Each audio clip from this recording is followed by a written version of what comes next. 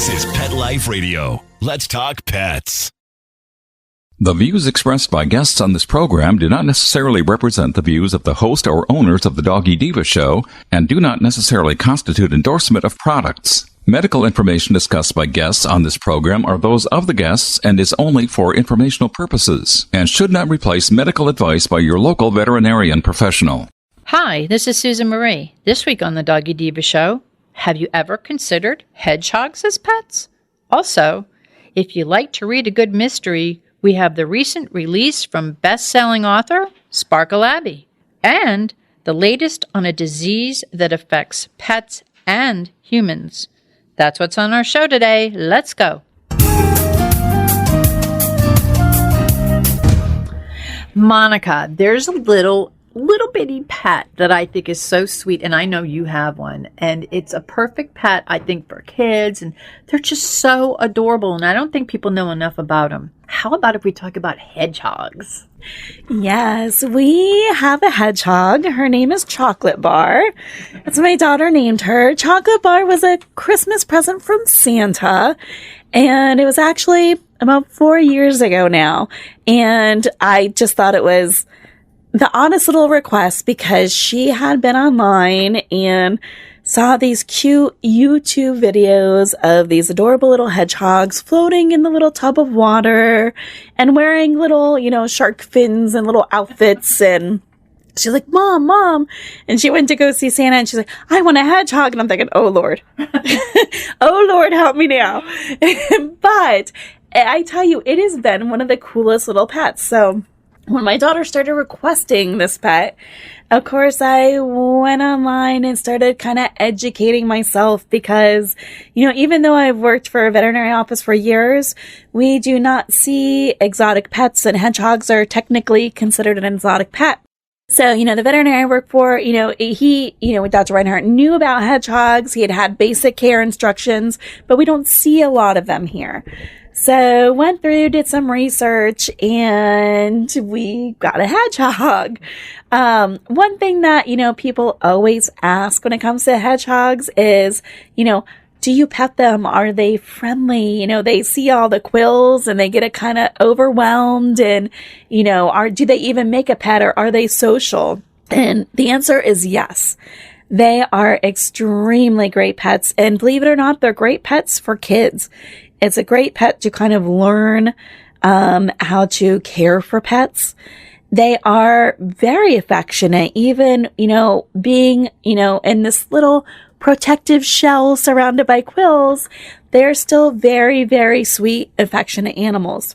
One thing about hedgehogs is their sight is not the best, but they have a very, very keen sense of smell. And a lot of times they adapt through smells. So when we first got the hedgehog, before we, let my daughter see it or interact with it, I actually put one of her shirts that she had worn in the cage with the hedgehog and kind of got her used to her scent. And hedgehogs will attract and kind of bond with people over scents. They get to know the scent of your skin and the scent of your clothing and just the scent of you. And that kind of puts them at ease when it's that familiar scent and that familiar surrounding. And when you first handle hedgehogs, they do get scared and they, kind of curl up in their ball and they'll actually kind of puff is what they call it. And it's kind of their defense mechanism. So if they get scared, they'll just kind of and it's just like this kind of airy kind of sound. It's very, very, low and quiet. They don't growl or chirp or, make a lot of noises. It's just kind of the huff, kind of a small little huff puff that they give off and they curl up in the ball. And that kind of, the kind of jumping effect is what, wards off predators, and they have their quills to kind of, give themselves a defense mechanism. Monica, can you tell us a little bit about what they eat? And I think another thing is the size. I don't think people know how little they are, really. They are. They do stay pretty little, too. Now, hedgehogs can kind of be known for getting obese. So you do have to kind of control how much they eat, make sure they don't get too fat. However, they stay pretty small. They're smaller than guinea pigs, usually about, the gerbil hamster size. If they do not get, they're not going to get any taller. They can always get rounder, same with our, other furry animals. One thing that's really important too about hedgehogs is their legs. That's where you get the most injuries in hedgehogs.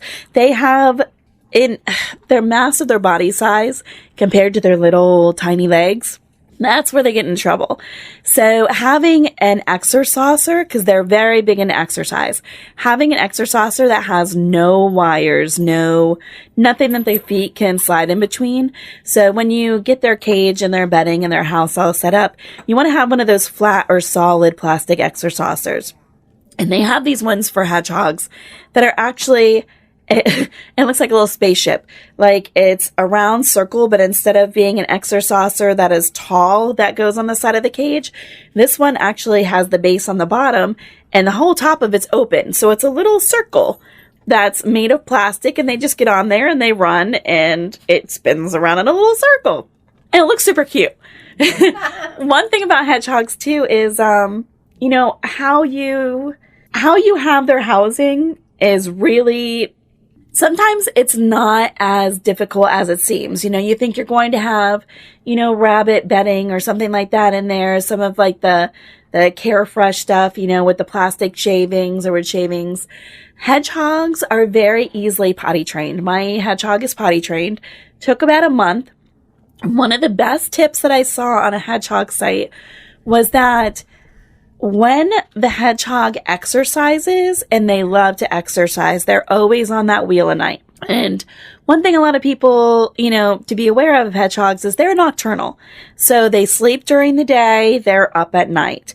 And generally like 6, 7 o'clock, our hedgehog starts getting up, it starts eating.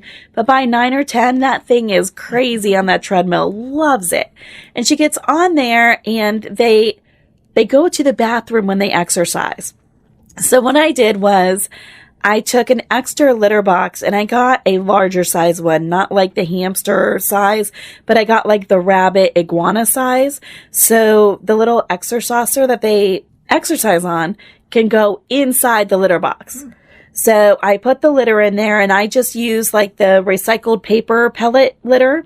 It's all natural. They can't eat it. You don't want to use like a corn cob litter or a clay litter with them because sometimes they will eat the litter. So I always use like this, recycled paper pellets with them. Put the exerciser in there. So whenever they went on the exerciser, it would fly off into the litter box. And then it would smell the litter in there. And the size litter box that I have is big enough for the exerciser and then also for her to climb in and out of and have a little space.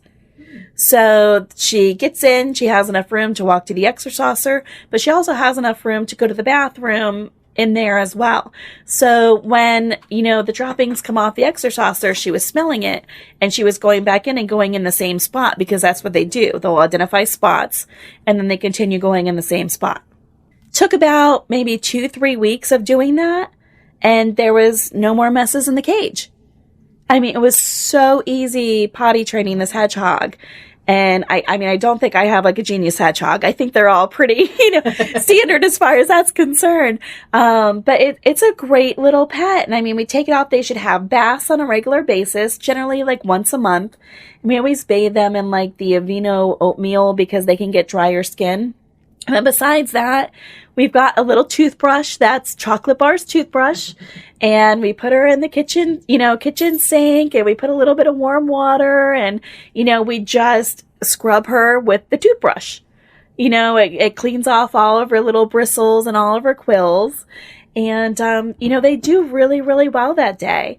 That way. And, in regards to diets, she eats a high-end, cat diet. They make hedgehog diets, as well, but they can absolutely eat cat food. They love their mealworms. Love, love, love their mealworms. That is her favorite treat in the whole world. She will do anything and go anywhere for a mealworm. Some of them love a lot of extra stuff too. Berries, lettuce, celery. Chocolate Bar likes the leaves that come off the celery sticks. So when we buy celery at home, she always gets the stalky, leafy part that we throw away, and she loves that. She really likes spinach. She likes raspberries. So you can definitely, give them little treats. But they are really, really good pets. And the more with them, the friendlier they become, the more you handle them. So if you have a hedgehog, you definitely want to handle it. And we're talking a daily basis. That is the one commitment that if you get a hedgehog, you have to be committed to doing. It has to have that personal touch, that scent, that smell on a regular basis, because their schedules go very quickly. So let's say you handle it a ton and then all of a sudden for a week, nobody touches it. They can kind of revert back into being more seclusive and not enjoying being handled when they're not handled on a regular basis. So you always want to handle them on a regular basis. And if they're not comfortable, just picking them up, without something, like when Haley first got hers, I just put little mittens on her hands. So that way it was just, a little layer of soft protection. And, she picked her up. I always showed her, just reach underneath her belly because their bellies are very, very soft. The other hand on the outside of the quill. So she felt protected and she was able to, reach up. She, would carry it around in little blankets. It'll run around the house. But it's great. And it gets along great with my cat is like her best friend. And the cat uses the hedgehog as her brush, so she quite frequently has cat hair in her quills because the cat brushes and rubs against her. But they are wonderful, wonderful little pets. That's so good to know. And the fact that it could be potty trained is like absolutely amazing. And I think that they're the cutest little things. I met a hedgehog rescue, a little group before, and I met their hedgehogs, and they're like little cats they're like little pets. They knew who they were. They were because I'd had hamsters, gerbils, rabbits. I've had all different things in my guinea pigs in my lifetime, but I'd never seen a hedgehog. And then when you got your hedgehog, it amazed me how they acclimate like a true pet. So I think it's a great idea. And I thank you for bringing that to us. I love the idea of the hedgehog and Chocolate Bar. Oh, I know. Like I said, they're wonderful pets and they have the perfect schedule. Kids are at school during the day. That's when they sleep. That's when they're nocturnal. They get home in the evenings. They can, have that time together for a little while. Then they go to bed and the hedgehog kind of does its thing. So it's a great starter pet and it's really a great pet that if you're looking for a pet that is not extremely high maintenance, we're talking about spending, just a couple minutes a night with the pet, giving it some attention and having that interaction. Besides that, it has its own toys. They love cardboard rolls. Her favorite toy out of everything we buy are the end of the toilet paper rolls. And she'll, stick her head in there and run around with the toilet paper roll on her face.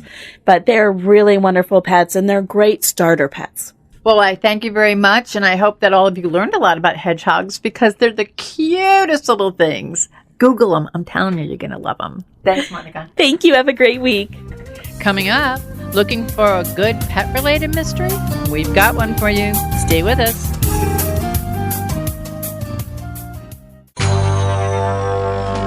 It's designerpetsweaters.com. Hand-knitted designer sweaters for your precious pup or cool cat. Beautiful couture patterns for your pets, including custom-knitted formal wear, casual wear, yachting, and even sports-themed. Many designer pet sweaters include feathered tammy hats, top hats, and a lot of sparkle. Each sweater includes leg loops, front paw sleeves, and leash opening. Visit designerpetsweaters.com to order your four-legged fashions today. Your pets will stay warm for the winter and be runway ready. Large or small, we fit them all. designerpetsweaters.com.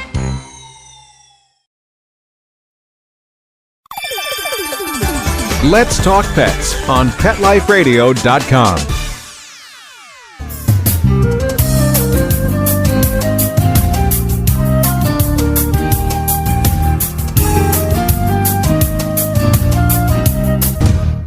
Welcome back, everyone.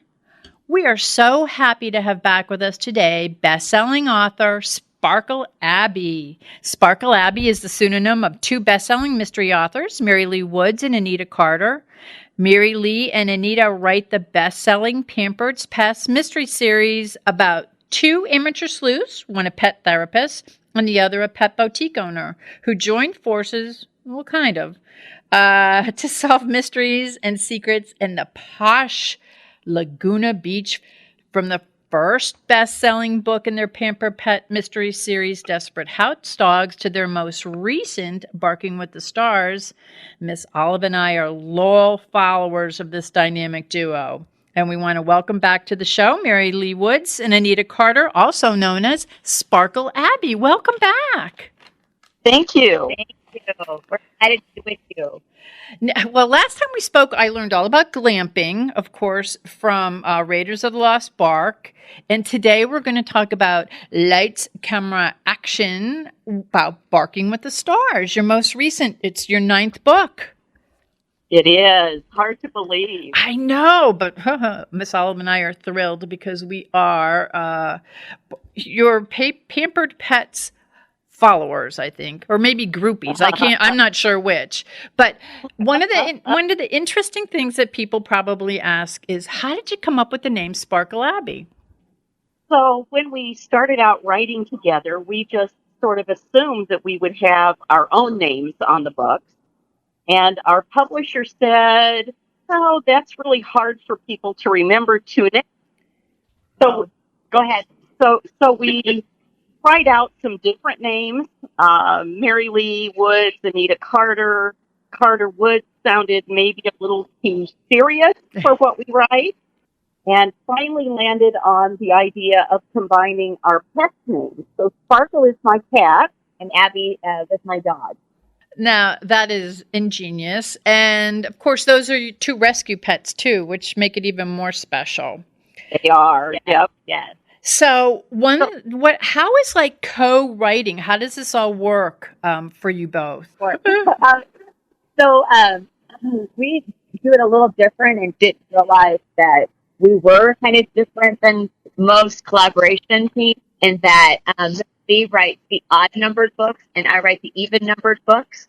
And then we collaborate on plotting and on critiquing and editing. We share the same setting, share the same secondary characters, but we definitely have different protagonists. So Mary Lee has Caro, and I have Mel. Now, can you tell us a little about the protagonists in here? Because I love them, and they're very, very different, but there's a unique sort of tie to the both of them. There is. So they are cousins. And so when we tried out this idea on the publisher, they liked the idea of a different protagonist in each book. So Caro's the protagonist, as Anita said, in the odd-numbered book, and Mel's the protagonist in the even-numbered book. They are former Texas beauty queens. They have relocated to Laguna Beach, and there's currently a feud over a family brooch. So they aren't really speaking to each other. I love it. And the book that we're going to be talking about today, of course, Barking with the Stars, is all about Caro. But, I do love Caro and I do love Mel, but I am totally obsessed with one of your characters, and it's Betty. Can you tell us about Betty and what was the inspiration for Betty characters? We love Betty, too. So this is Anita. And Betty is actually based on my boss's grandmother. And she would come to work and she would talk about her grandma Maxine, all her crazy antics, and how she picked her doctors based on how good looking the men were. And that she now lived with my boss's mother, and she did not like to be told what to do. She was 90 something. And she would just come up with all these stories. And I said, I would love to base a character on your grandma. Are you okay with that? And she was just so excited because it was a way to have Grandma Maxine live forever. And so that's kind of how Betty came to be. And Betty just kind of takes over the page. She's just one of those characters that you never know what's going to come out of her mouth. And when it comes out, you just roll with it.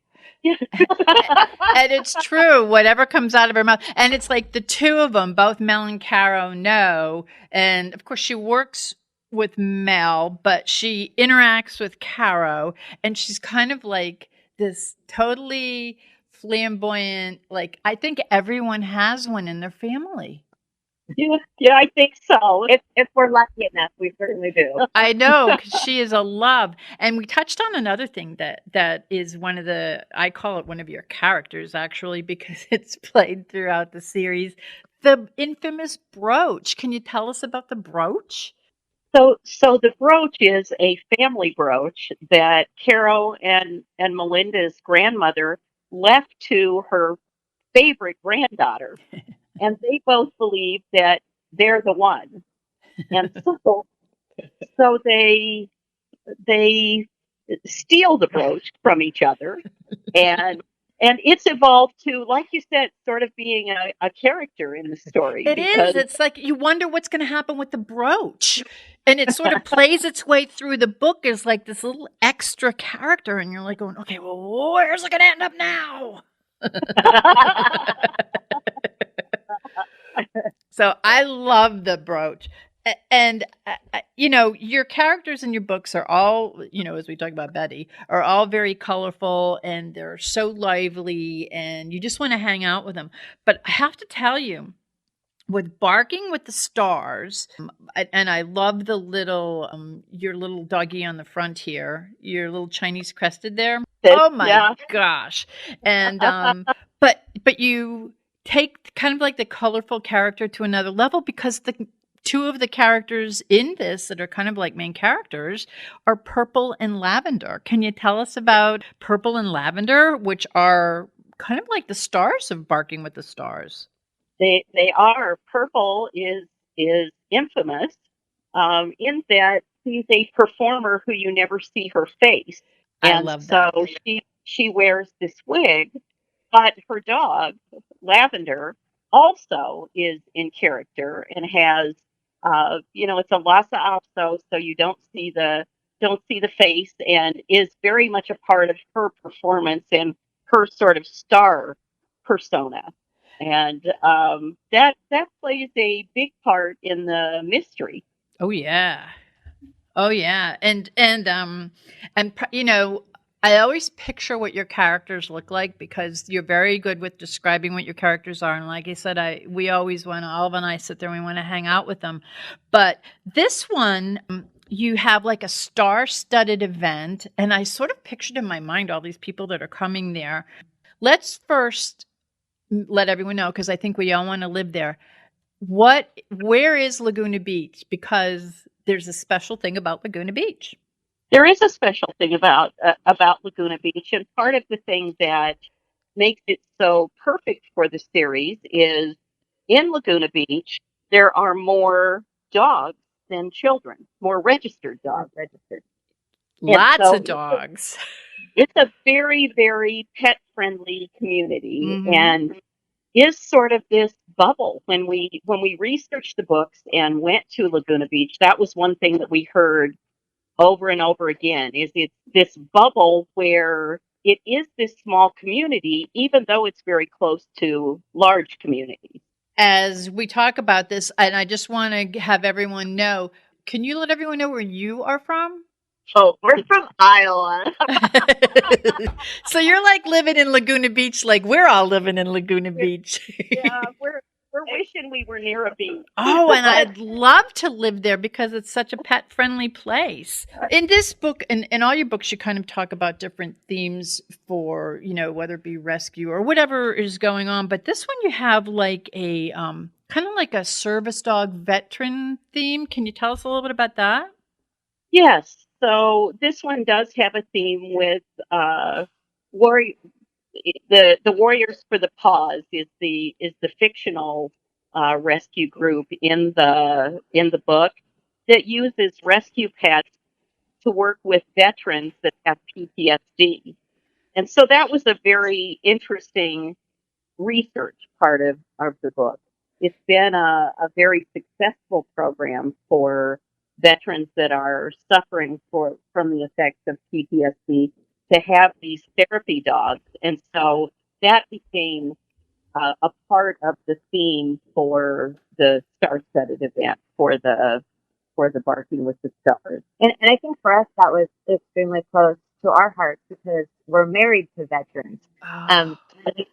And Mary Lee's husband is a Marine, and my husband is from retired Army. And so they kind of talked about that and the people that they know. And so that really was something that we latched onto and we're really excited to learn more about.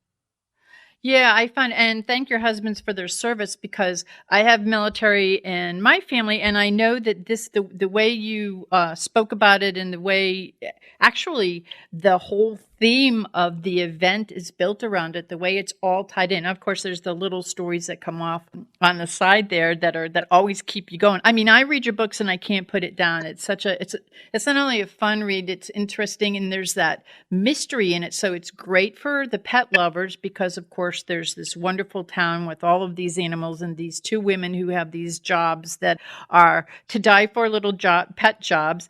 But also, it's good for the mystery lover because you have such a great mystery theme going throughout the book. Actually, there's like sometimes a couple of themes that are going on throughout the book. Why don't you give us like kind of an overview of Barking with the Stars? This is your 9th book, and just kind of tell the readers what to expect.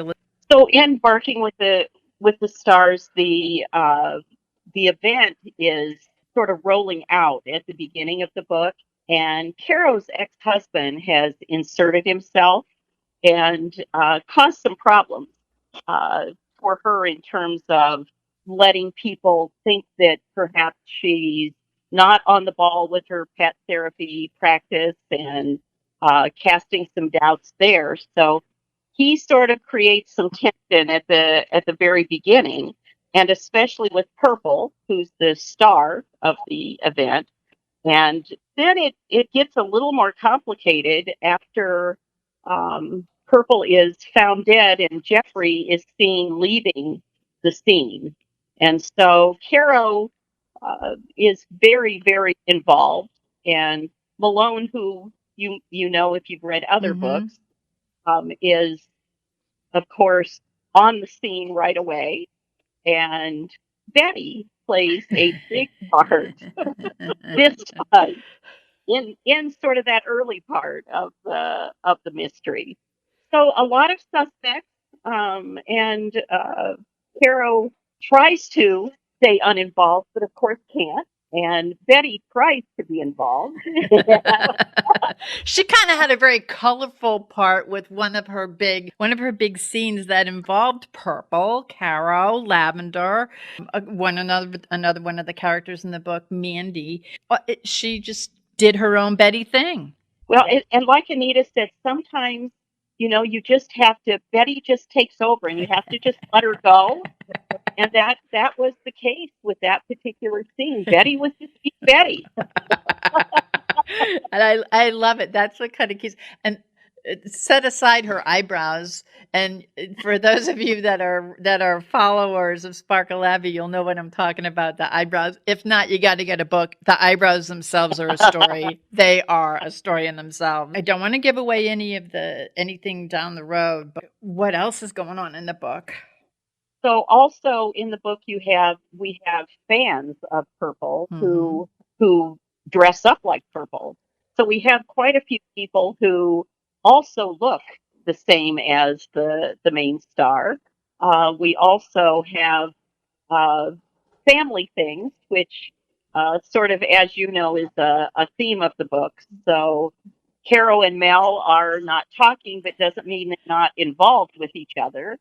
And we also have a little complication with Sam, who is out of town most of the book, but still plays a big part in what's going on. I like Sam.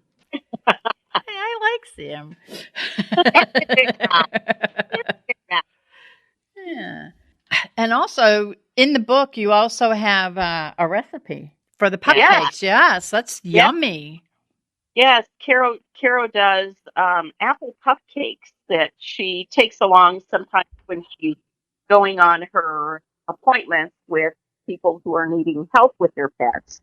And so we like to include the recipe that she uses. That's a yummy recipe. I'm going to be making it for my, I'll have to shoot you off how they love it. I'll get Olive eating it. For those, and I'm sure that you have tons of them, for us Pampered Pet Mystery groupies here, do you have anything coming up on the horizon?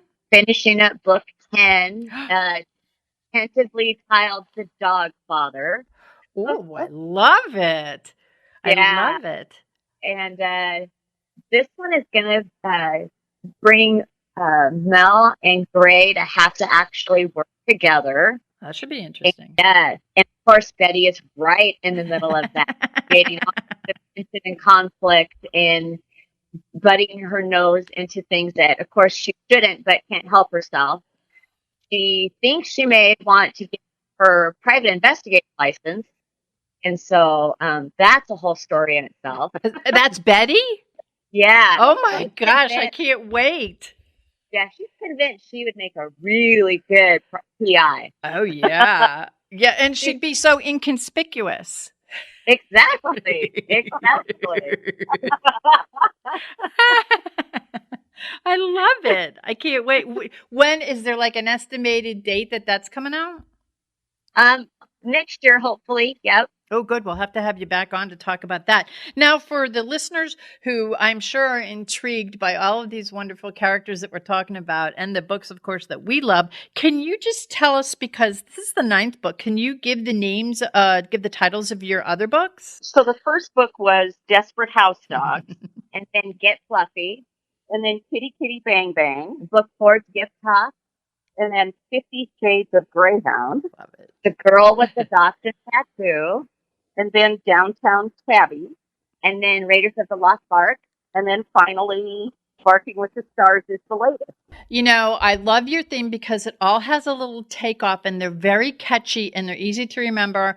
And I know because I have your books like stacked in my little bookcase. And as people come to visit and they peruse through my library to borrow things, they are like reading the titles and they love them. It's like so they're catchy, adorable, and you guys deliver the product wonderfully. Well, thank you. And I have to thank you. I have to thank you for sharing such pet-friendly mysteries because we love them. And also, you know, it's really great for, as I said before, someone who's a pet lover and also for someone who is just a mystery lover. I mean, they're great mysteries. And I also have to thank you.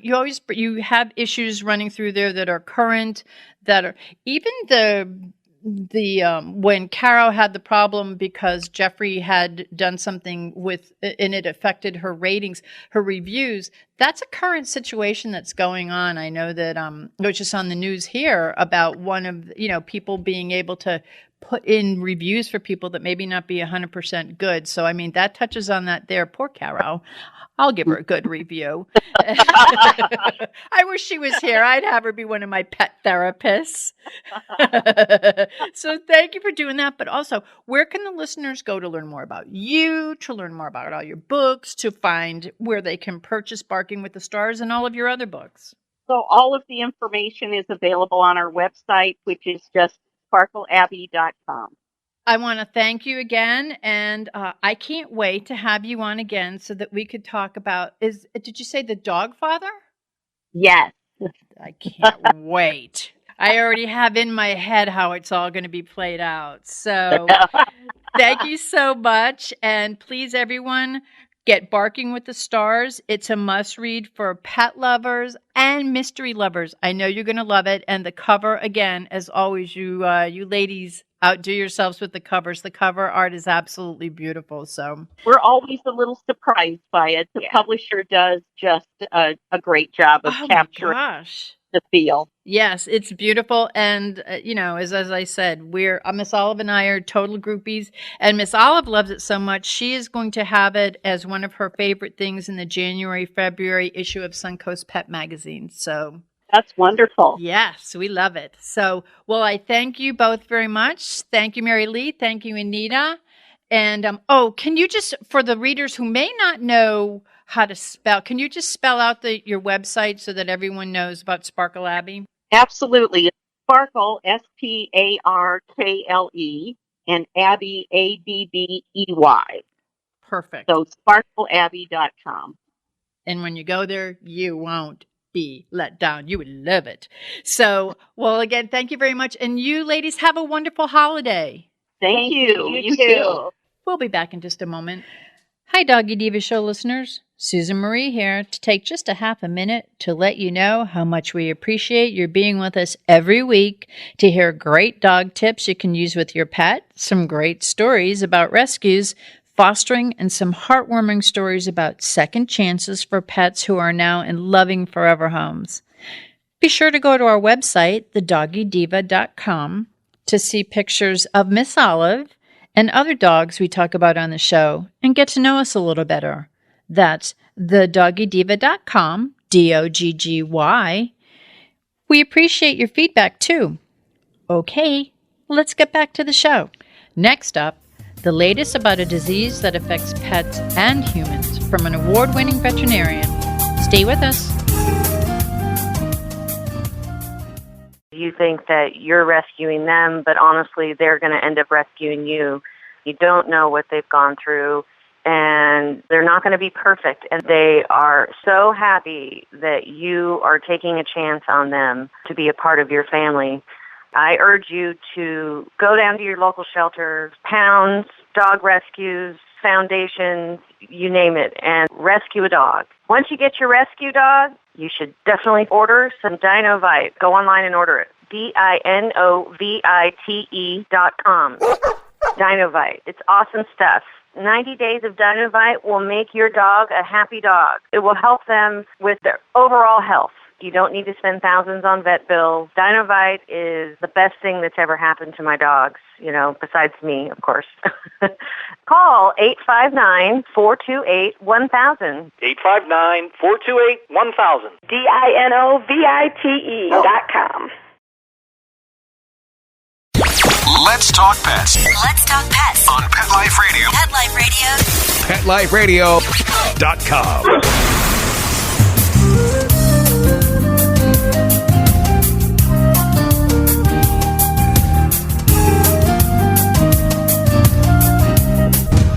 Welcome back, everyone, and we are here with Dr. Michael Reinhart from Jacaranda Animal Hospital. Now, Dr. Reinhart, there have been some questions out there about a disease that affects humans and our pets, and I know that my pet, Sophia, the Doggy Diva, had it, and it's Cushing's disease. Can you tell us a little bit about that? Yes, but I don't want to make you laugh now, okay? Okay, all right. Yes, Cushing's disease is not really a silent disease, but it is sometimes difficult to see that you've got it. There's a couple of things that are pretty obvious, and that is they're peeing a lot and they're drinking a lot. Cushing's disease is a production of steroids in excess of what they should have from the adrenal gland, and it's typically 99.6% of these are going to be a small tumor in the pituitary gland producing a stimulating hormone to the adrenal gland to make steroids. The 0.4% that's a problem is you could actually have a tumor on the adrenal gland, which is a much more difficult issue. Clinical signs are typically they drink a lot, they pee a lot, they have a tremendous appetite, they're probably gaining weight, they may start to lose hair. And another clinical sign that I've just recently been dealing with is they can pant a lot. And I have a lot of people come in with older dogs. The dogs are panting, and the issue, we take an x-ray, and the issue is this is either Cushingoid disease or it's old dog lung, which we can't do very much about because it's just an old dog lung. The problem with the disease is trying to prove it. It's expensive blood work to run, and that's the problem. It has become expensive because the drugs we have to use to do it have more than quadrupled in cost, and that's a big-time problem for us.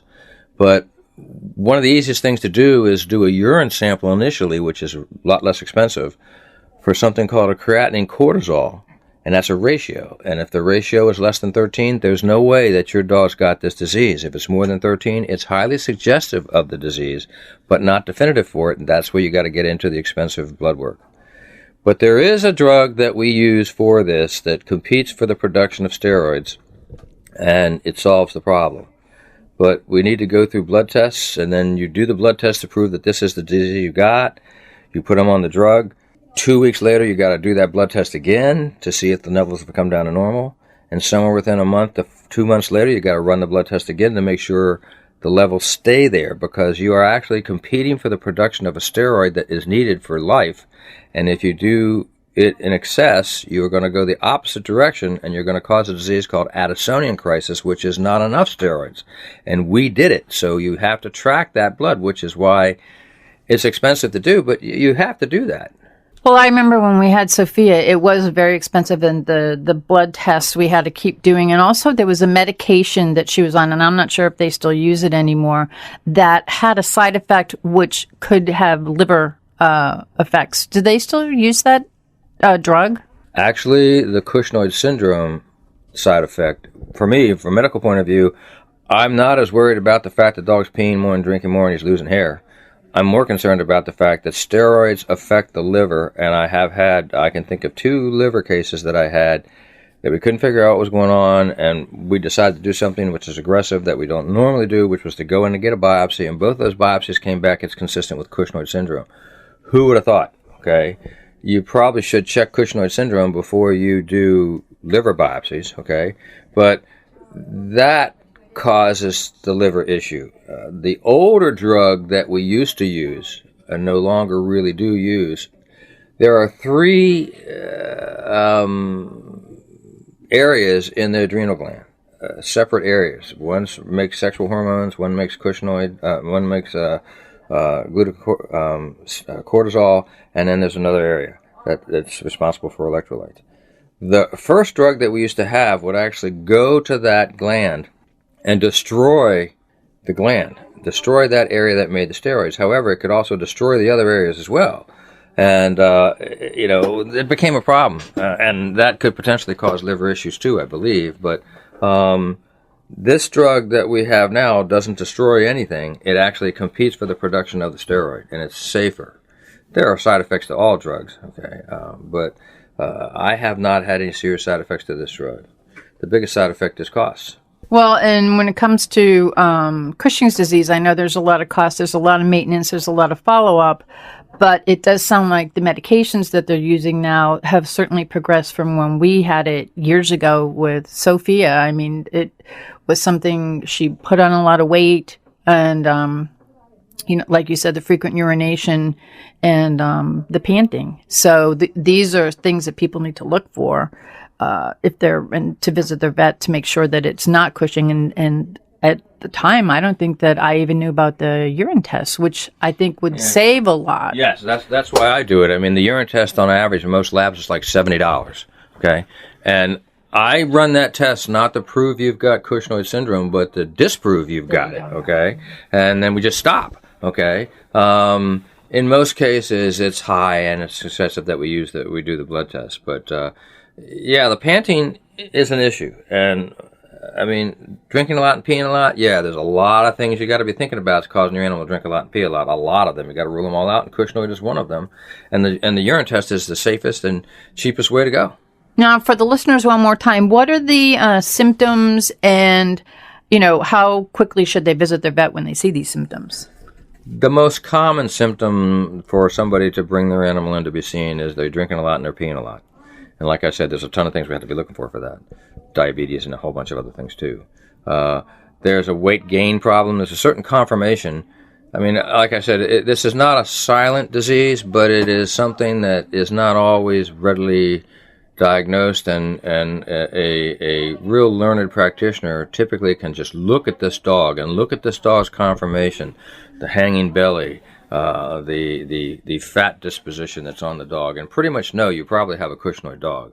There is a fat deposition on right at the tail head that we affectionately call Bertha butt, that it hangs over, and if you've got that, you've got a Cushing dog, okay? But the drinking a lot and peeing a lot is the more common thing people complain about. The panting is something people always complain about, and my problem is I may not have a result for that unless it's Cushing, because if it's an old dog lung, it's an old dog lung. I have that with my dog right now. I can't change that. Well, I know that when she had it, she'd put on so much weight, and she was a small dog, and she got up to 22 pounds, and she was only like 11 pounds. And people would always say, "What's the matter with your dog?" Because her head was very small and the rest of her body had turned very big. And she kind of looked like a tick. And it was very sad because I had to say, no, she has Cushing disease. She has Cushing disease. And I was very upset. Someone said her dog looks like a coffee table.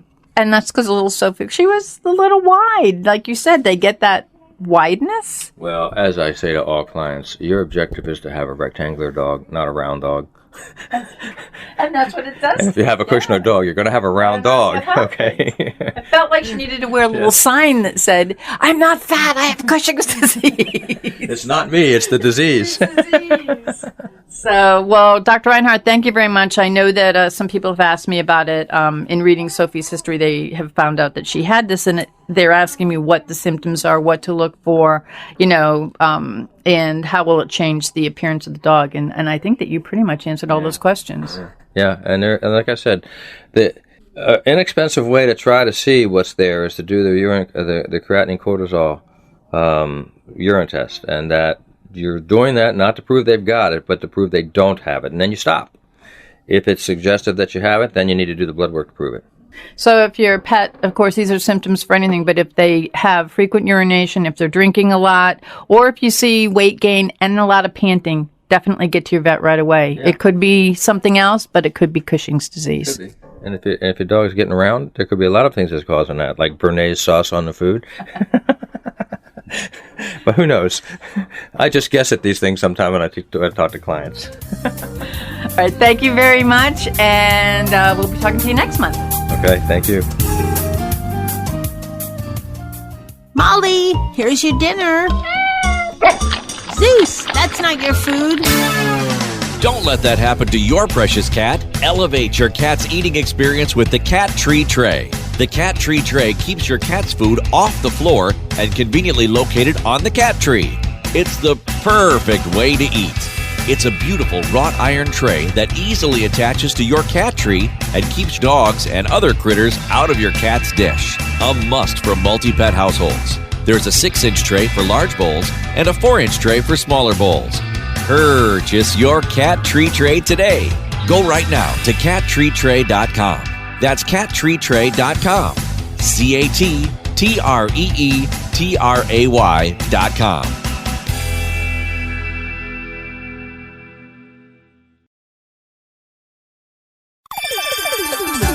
Let's Talk Pets on PetLifeRadio.com.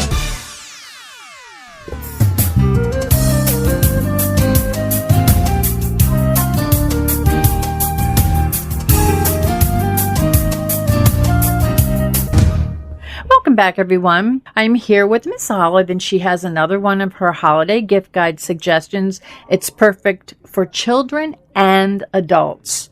This is author, illustrator Rebekah Philips, and she uses the world of animals to impact a unique character quality to the readers. And Rebekah, she writes these heartfelt books with plush toys of the characters that are in her story. They're so beloved, they're so cute, and they're wonderful, again, for children. But I have one. Olive has one. We have them as adults, and it's lovely and very thoughtful. Her initial book, Piper Was Afraid, is about a giant Irish wolfhound who, despite his large size, is scared of everything. And he learns that, when you're like that and when you're scared of everything, you may miss out on a lot of fun adventures in life, which is a great learning tool for children. And then her second book, Lily the Fancipoo, is about a Maltese puppy from Sarasota, Florida, who learns that love is what matters most of all. She goes through a few turmoils in her life, and love is what matters most of all. You're going to love these books. I love them. Rebekah's been a guest on our show. She's going to be on again around the new year, and I just want to let you know that she has a 15% discount through January 1st, and you can go to pawspublishing.etsy.com. And to learn more about Rebekah, to learn more about Piper and Lily, please go to www.pawspublishing.com. That's PAWZ, paws. So thank you, Rebekah, for all that you do. You have such great books, and you're such a beautiful illustrator. And again, if you want to learn more about Rebekah or learn more about Piper and Lily, please go to www.pawspublishing.com. Thanks, and have a great holiday, everyone. We would like to thank our guests this week. And also, as our Doggy Divas always say, please love your pets because they love you unconditionally. And please remember to adopt, foster, spay, neuter, and microchip. And as always, please have a great Diva week, everyone. That's all for this episode of the Doggy Diva Show. To find out more, go to our website, thedoggydiva.com. Also, find us on our Facebook page, The Doggy Diva Show, and tell your fellow dog lovers about it. Don't miss Susan Marie, Miss Olive, and the Doggy Divas right here for the next episode. See you again soon.